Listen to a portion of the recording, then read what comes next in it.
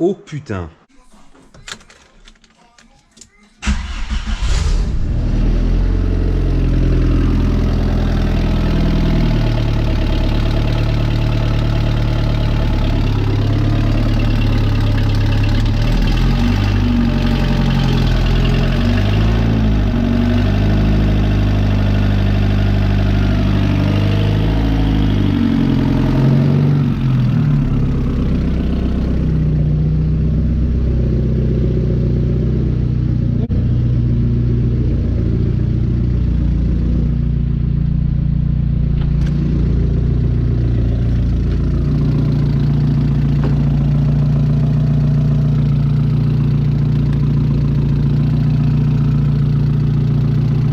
Ah, l'altérateur il charge pas.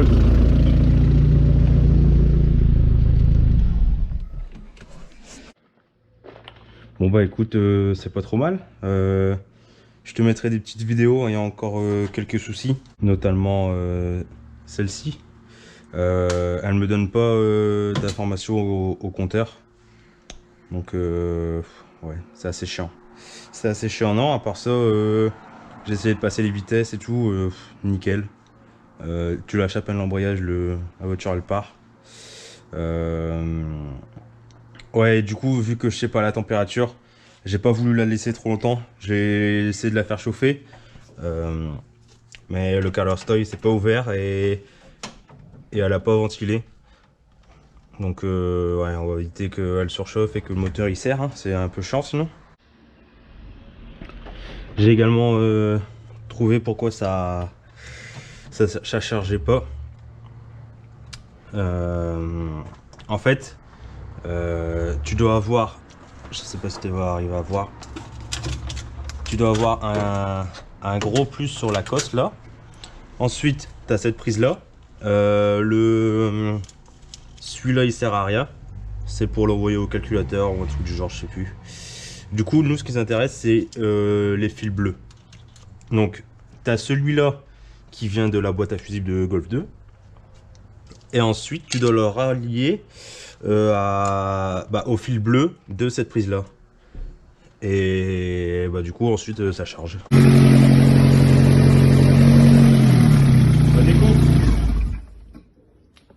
Alors du coup, je sais pas si tu en avais parlé, mais il y avait un problème avec la sonde d'eau. En fait, la sonde, elle dit rien au compteur. Du coup, au garage, j'en avais pris une rouge de GU et une grise.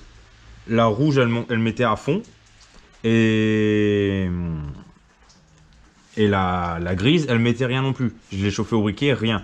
J'en avais racheté une bleue aussi à Méca Technique, rien non plus. Du coup, j'ai appelé le gars pour le faisceau et tout. Et il m'a dit faire plein de trucs, de rajouter une masse sur le connecteur, d'essayer d'inverser, enfin, rien ne marche.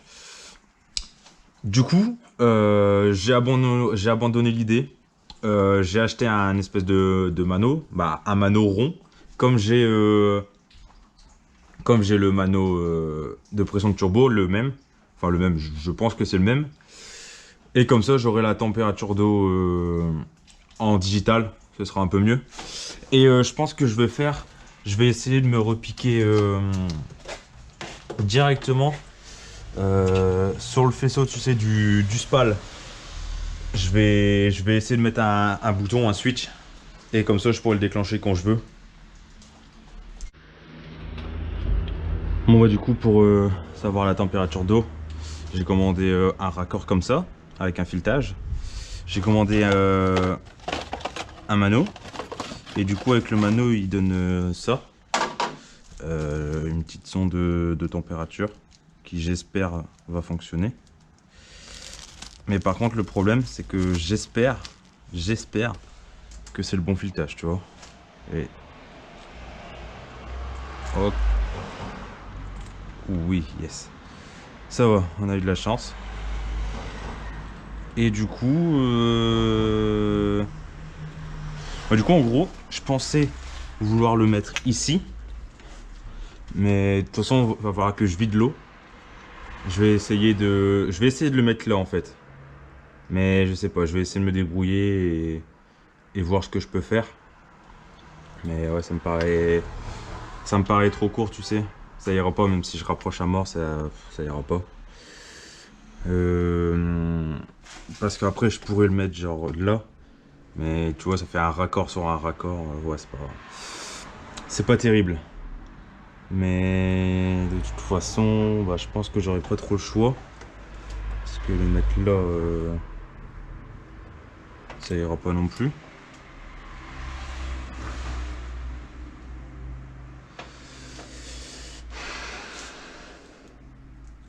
Je vais l'installer et je reprends après. Bon bah, ça donne ça.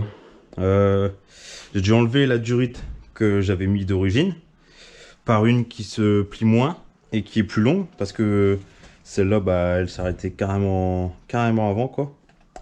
Et j'ai dû aussi enlever le raccord que j'avais fait. Et ça, si jamais tu veux faire pareil et que tu veux mettre ça, prends un truc en cuivre ou pas en métal. Parce que comme tu vois, je sais pas si ça va bien se voir, hein, mais regarde déjà la couleur de l'eau. D'origine, c'est rose. Et là, c'est couleur cuivre, tu vois. Et à l'intérieur, ouais, ça l'a bien bouffé quand même, tu vois, ça oxyde bien. Donc fais pas ça, c'est de la grosse merde. J'espère que ça ira mieux. Normalement, c'est fait pour, hein. Donc s'ils m'ont paniqué, ça devrait aller. Et non, écoute, sinon c'est nickel, hein. Ça, c'est une durite quelconque de la Golf 4 GTI. Donc je saurais pas te dire laquelle, mais c'est une durite que j'ai dû couper. Après, elle faisait un S, je sais pas, bizarre. Et voilà. Donc là, j'aurais plus qu'à brancher le mano à l'habitacle. Et en fait, je dois faire parcourir un grand fil pour le mettre jusqu'ici. Et c'est ça qui va donner l'information au mano. Bref, tu comprendras. Faut que je te parle. Ce swap là, il n'y en a pas beaucoup qui le font. Et j'ai un pote, il fait le même avec un AGU. J'ai été l'essayer, lui, c'est pas pareil. Il y a un K04, il y a un régulateur 4 bars, il y a une carto, il y a des autres trucs. Mais ça reste un AGU. Donc ça doit sortir à 220, 250. Ça marche pas, ouais. Ça marche pas. Donc on va se dépêcher de faire rouler cette grosse merde. Aujourd'hui, on va faire déclencher cette merde. Mettre un combiné à l'arrière. Parce que le deuxième, le ressort, il était cassé. Je sais pas si t'as vu. Et ensuite, aller faire un tour. Oh oui! Bon, par contre, il ventile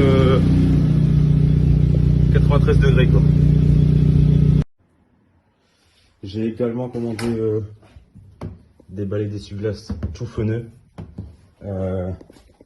Les trois, hein, avec de la marque Haute Performance.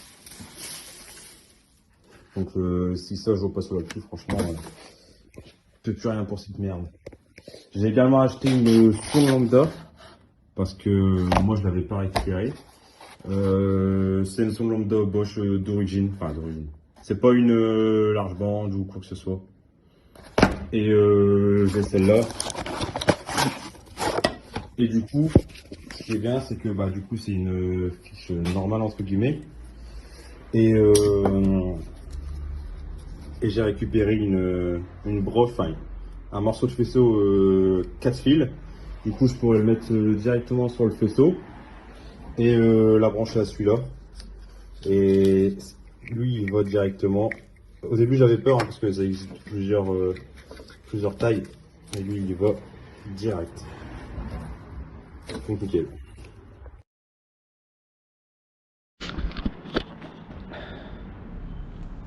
C'est le grand jour. On va essayer cette merde.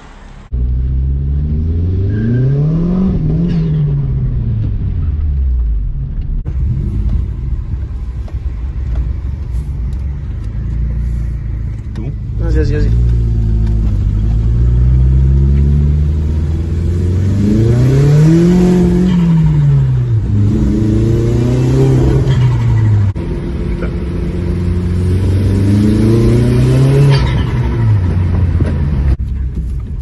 passe quelque chose. Bon, bah.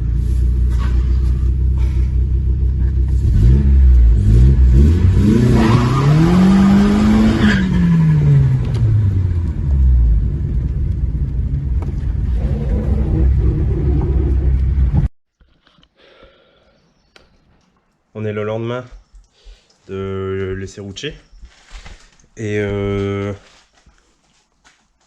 tout est à peu près bien.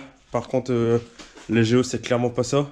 On a une roue qui est droite comme ça, enfin comme ça, et là t'as les comme ça. Donc va falloir que je refasse ça. Et il s'est passé un léger problème. En fait, si tu veux, tu sors de l'allée, tu vas à gauche et t'as un parking. Et du coup, on voulait faire des essais avant d'aller sur la route. Et à un moment, j'ai fait un départ en première. Et j'ai tourné, ça a fait crac, crac, crac. Et il s'est passé ce qui s'est passé. Du coup, je sais pas si c'est l'embrayage, le volant moteur. Je soupçonne le volant moteur, parce que ça fait quand même un bruit assez significatif.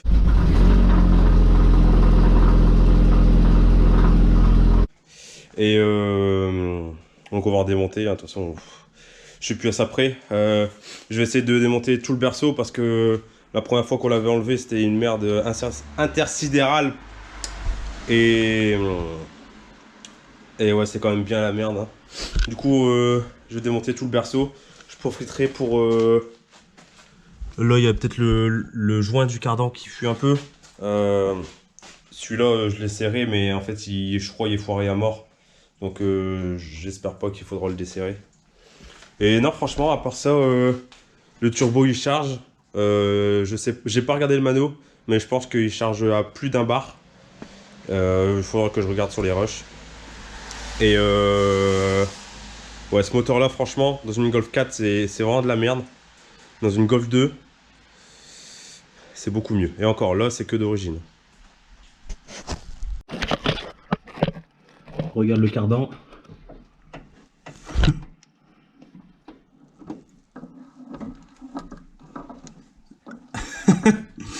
Oh putain.